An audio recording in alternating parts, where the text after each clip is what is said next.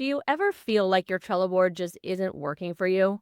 Now, before you scrap it and start over, let me show you how you can adapt and shift your strategy and make your Trello board work for you. But before we dive into this, make sure you like this video, subscribe to the channel if you haven't already, and ring that little notification bell so that you never miss a tutorial or upload. Now, I'm not saying that you never need to start from scratch, because sometimes a Trello board has just gotten completely away from you and it's just not serving you in any way. But I find that most of the time when I'm starting to feel that way, or one of my clients comes to me and says, "Oh, I need to start over," most of the time that's coming more from a place of procrastination than it is from an actual need to start from scratch. The first question you want to ask yourself is, where is the bottleneck? In other words, are tasks getting stuck in a particular list?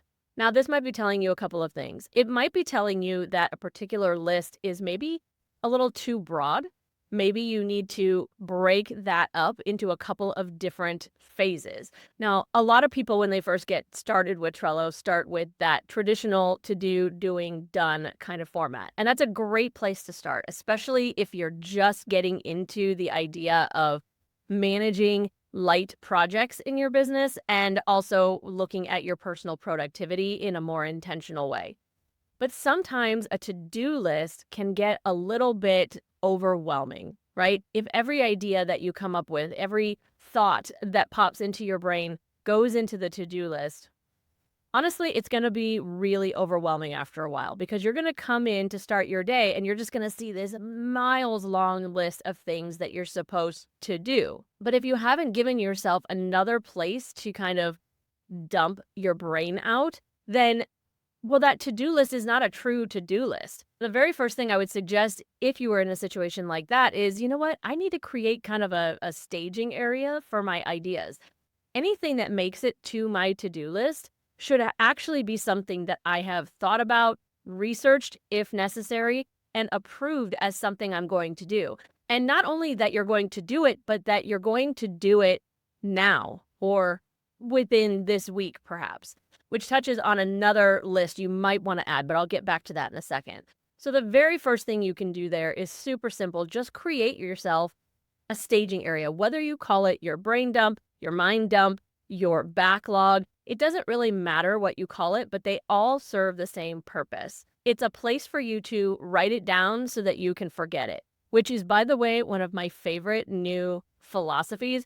It's not really a new philosophy, but I heard it said in that way by Matthew McConaughey not that long ago. And I loved that phrasing because, yeah, that's exactly why I write things down. That's exactly why I love Trello. And that's exactly why I track things. So create that place for yourself. Call it whatever you need to call it. But that is the place that things go first. Then they move into your to-do list when you're actually ready to consider doing them. A minute ago, I said there's this like other list that we kind of pinned in our mind that we're going to come back to. That's what I would call your snooze list. So when you're going through your brain dump and your mind dump and your backlog, whatever you've decided to call it, you do want to go through that somewhat regularly, because honestly, that will just become its own bottleneck at a certain point. But I would say on a semi-regular basis, go through that list. And if you see something that, hey, I can do this week, then sure, it moves into your to-do list. If it's something that you know you either want to do or you're sure that you want to give it some research or do some review to see if it's actually worth doing, then I wouldn't leave it in that staging area. I would give it a new category, and that's where I would snooze it. Now, you can use the Trello Snooze power-up to do that. What it will do is kind of archive the card from your board, and then it'll come back at a certain time, which is good and bad. And that's why I'm going to suggest that instead of using their snooze button, you create your own. Did you know that you can create your own buttons in Trello? If you don't know that, it's part of the automation workflows. You can create buttons that you manually click to trigger activities to happen in your board. So here's where I would create at least one, but potentially a couple of different snooze buttons, whether you are snoozing it for a week or a month, or maybe this is something you need to push out 6 months or more. I would create those snooze buttons to give yourself a way to kind of put this idea out of your current mind, out of your current focus, but not let it get lost in the ether of being archived. Now, granted, with the Snooze power up, it's not forever forgotten because it will come back to you, but it's out of sight completely when it's archived like that, unless you remember and specifically go search for it. This is why I personally prefer having a Snooze list on my board rather than having it archived. So that way, if I have a day where I'm thinking, what was that idea? It's just easy for me to go kind of scroll through my Snooze list and see, oh, right, that idea. I'm actually going to move that over today, right? So I kind of prefer that. But the other reason that I recommend creating your own buttons is because your own buttons can be used from your mobile device, whereas the Snooze button from a power-up cannot. Now, maybe that's not a big deal to you because you don't use Trello on your phone, but if you start utilizing this kind of mind dump mentality, this kind of staging area, I highly recommend that you do start using it on your phone because that way it's just right there in your pocket, your purse, wherever, when those ideas come to mind. So rather than you having to write them down in a notebook or try to remember them until you get back to your computer, you'll be able to just grab it and go. And this is another thing I want to talk about. If you have joined the Trello beta, that little purple button that you're currently seeing at the time of filming at the top right of your Trello board, then you already have the inbox feature. If you don't have that yet, I highly recommend it because at a certain point, I'm not exactly sure when, it's going to be rolled out wide and you're just going to get it anyway. So I would start with it now and just get into the habit of using it. But this inbox can work as that mind dump if you would prefer not to add a separate list onto your board. The great thing about doing that would be that this inbox can be accessed while you're looking at any of your Trello boards. So that way, if you have a mind dump idea and it belongs somewhere else and should not go into your to-do doing done board, then you can easily access it and just drag it right in. But maybe it's not your to-do list that's the bottleneck. Maybe it's actually your doing list. You just keep forgetting to move things to done. Or maybe you're not using a to-do doing done. Maybe it's a different type of board. And you find that a particular list is getting stagnant. Typically, this is a great opportunity for you to build an automation workflow into your process. Because chances are you're actually doing the things that are on that list. You're just forgetting to move them over. And then when you come into your board, it already feels outdated. And so then you don't really trust it anymore. It's no longer viable as that source of truth in your business. So I would set up an automation in that case so that when you just simply mark something complete, it automatically moves it out of the way. Now, does this mean you still have to remember to mark it complete?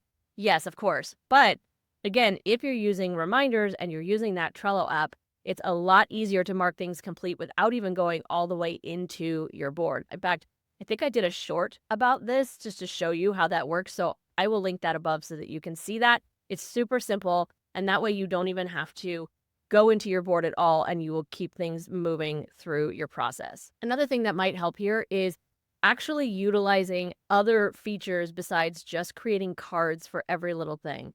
If you're just creating a card for everything, your board is going to get full really fast. And sometimes an activity doesn't really warrant an entire card, right? It's just a small little piece. For example, when I am working on my videos for YouTube, I don't create a card for every tiny little thing that I do, right? I don't have a film tutorial card, edit tutorial card, write description, get SEO. I don't do all of that in cards. Why? Because that's so much more movement that I would have to do within my board, and it clutters it up. It makes an activity that is really not that complicated look like a whole lot more work than it actually is.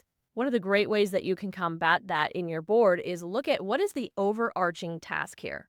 In this case, it's YouTube video, right? So I create a YouTube video card, and then within that, I have a checklist for all of those little items. And then as I complete them, I just check them off. This way, if I don't do it all in one day, I know exactly how much I've already done. I know exactly how much is left.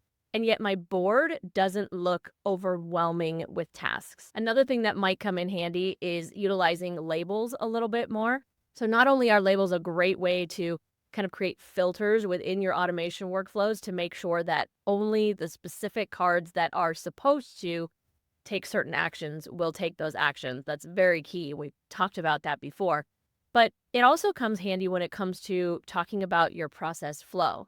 There may be certain situations where you've created multiple lists, again, requiring you to come in and remember to move the cards through the process when really a label might do. So let's say, for example, you're working on a board that's tracking client work, and you're at a point where you've done the first part and now you're waiting on your client. This may not be a situation where you need to create a separate list for that. Maybe you just create different labels like needs review. Maybe there's an internal review that happens first, and then waiting on client for when the client is looking at it. So maybe you can create one list for approvals or approval process. And based on the label that's on the card, it lets you know where in the approval process it is. That can be one way of doing things, but depending on your business and how things tend to flow, it may actually work better for you to have those separate lists. This is one of those situations where you really need to stop and look. Is something getting stuck in one place too long? Is that because I'm not updating things, or because maybe my process actually needs a little tweak? See, you can see here where these are just a few small changes that you might make to your board that doesn't make you start all over. It's the difference between 5 minutes and potentially 20, 25 minutes of creating the new board and then migrating everything over.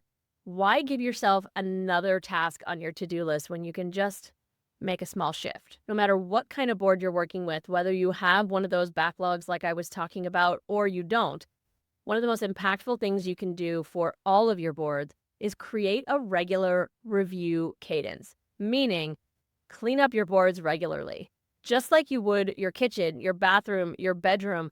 Don't let the clutter just continue to pile up and up and up. If you're going through and looking at your boards and keeping them clean on a weekly, bi-weekly, or even monthly basis, most of them aren't going to get to a point where you even feel the need to scrap them. And doing that is also going to give you a more real-time understanding of where those bottlenecks are actually happening, where things are getting stuck. And then you'll have more faith that not only is your data accurate, is your tracking accurate, but if things are still getting stuck, it's your process, not your board, that's the problem. So whether you create for yourself a recurring reminder card on each individual board, or just one on your primary board that reminds you to go through and do the cleanup on all of your boards, starting that Trello habit in your business is definitely the first step. So instead of scrapping your entire board, just give it a little refresh and let me know in the comments, what is one Trello tweak that you're going to make in your boards this week? If you're just getting started with Trello in your business and you feel lost, make sure that you check out my Trello Essentials for Beginners playlist. It's still growing, but it's going to give you that foundation that you need to feel confident moving forward in your Trello journey. The online tools for your business do not need to be complicated and overwhelming. It's time to let it be easy. I hope you liked that video, and more importantly, that you found it helpful.